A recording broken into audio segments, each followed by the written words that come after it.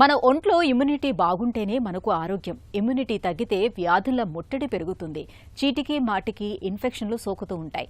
మరి ఇమ్యూనిటీని పెంచుకోవటం ఎలా? ఇందుకు మంచి ఆహారం తీసుకోవాలని, నిత్యం వ్యాయామం చేయాలని అనుకుంటాం.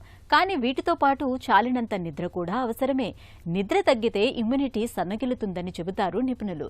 ఇమ్యూనిటీని పెంపొందించడంలో నిద్ర ఎలా సహాయపడుతుందో ఇప్పుడు తెలుసుకుందాం.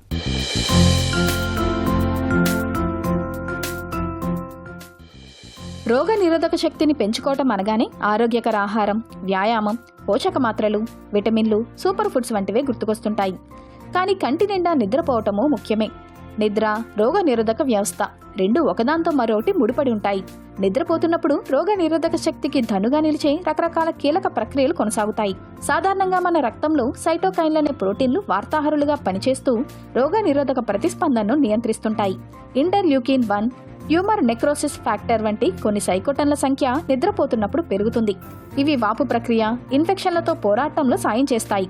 నిద్రలేమితో వీటి ఉత్పత్తి పడిపోతుంది. రోగ నిరోధక రక్షణ వ్యవస్థ బలహీనపడుతుంది. తెల్ల రక్త కణాల్లో ఒకటైన టీ కణాలు ఇన్ఫెక్షన్లతో పోరాటంలో కీలక పాత్ర పోషిస్తాయి.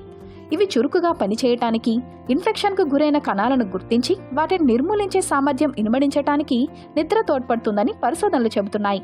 ఇక రోగకారక క్రిములను గుర్తించి వాటిని నిర్వీర్యం చేసేవి యాంటీబాడీలే. ఇవి బాగా ఉత్పత్తి కావటానికి నిద్ర సాయం చేస్తుంది. రకరకాల జబ్బులను ఎదుర్కొనేలా శరీరం సన్నద్ధం కావటానికి దోహదం చేస్తుంది. అదన్నమాట సంగతి. కాబట్టి రోగ నిరోధక శక్తిని పెంపొందించుకొని జబ్బుల బారిన పడకుండా ఉండాలంటే కంటి నిండా నిద్రపోవటానికి ప్రయత్నించండి.